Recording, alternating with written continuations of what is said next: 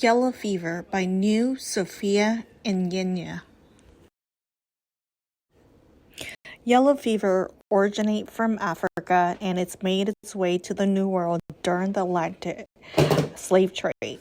It's found in tropical region of the U.S., Caribbean Islands, South America, and Africa. So what is yellow fever? Yellow fever is a viral mosquito-borne disease. The disease is transmitted when the infected mosquito bites an unaffected host. So what are some of the signs and symptoms associated with the yellow fevers? So in mild to moderate cases, many patients report having flu-like symptoms such as headaches, malaise, chills, back pain, and fever.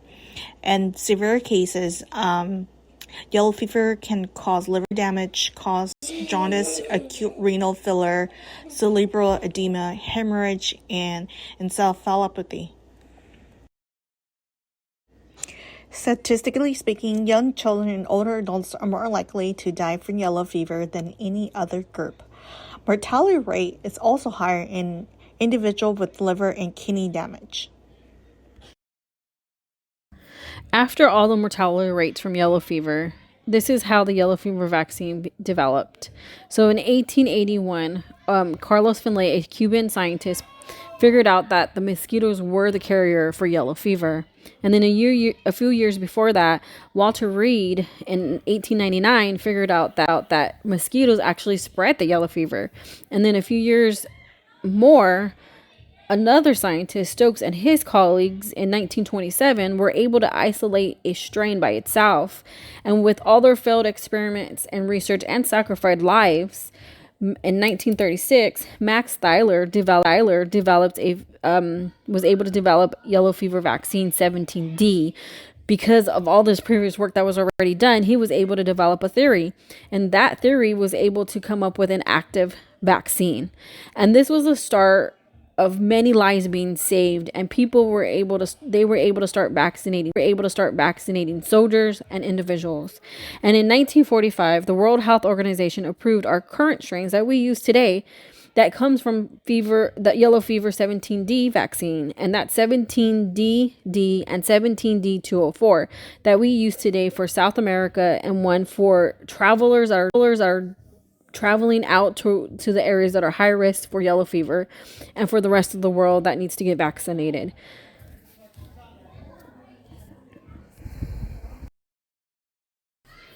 So now for the immunization part. What is in the vaccine? So yellow fever 17D is live attenuated, and the strain is Asabi, and attenuated from chicken embryo tissue culture. So the current use of yellow fever strains come from 17D, named 17D204 and 17D virus of chicken embryo eggs. It contains sorbitol and gelatin as a stabilizer and is lyophilized.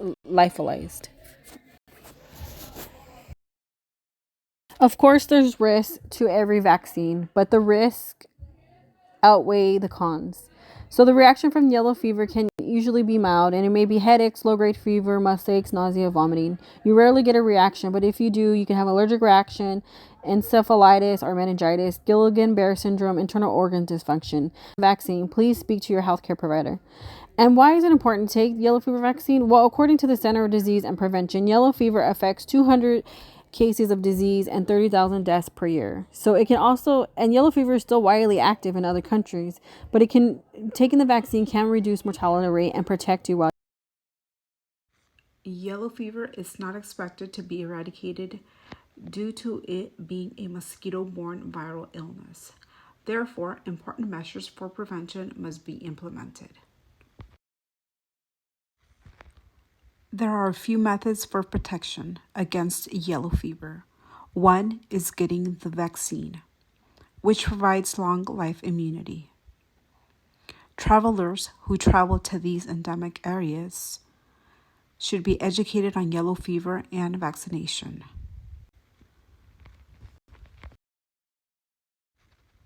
Avoiding mosquito bites is the only way to completely avoid yellow fever. It is important to wear proper protective clothing that covers skin completely at all times. This includes long sleeve shirts, long pants, socks, and closed-toe shoe. Pants can be tucked into socks to avoid ankles being exposed. Another form of protection is wearing mosquito repellents.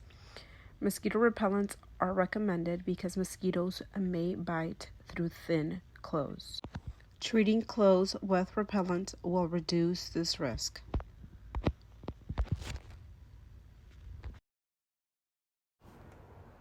Okay, so that's the end of the yellow fever PowerPoint presentations. So let's do a quick questionnaire. Okay, so the question asks, if the yellow fever vaccine is implemented in the South American population, would this help to decrease the number of yellow fever outbreaks? And option A include the vaccine has been successful in limiting all outbreaks, or B, the vaccine has not been successful in limiting all outbreaks, or C, the vaccine has helped to reduce the number of outbreaks, or D, the vaccine caused more outbreaks. Now take a minute, think about what we had just learned, and then we'll get the answer right on the next page, okay?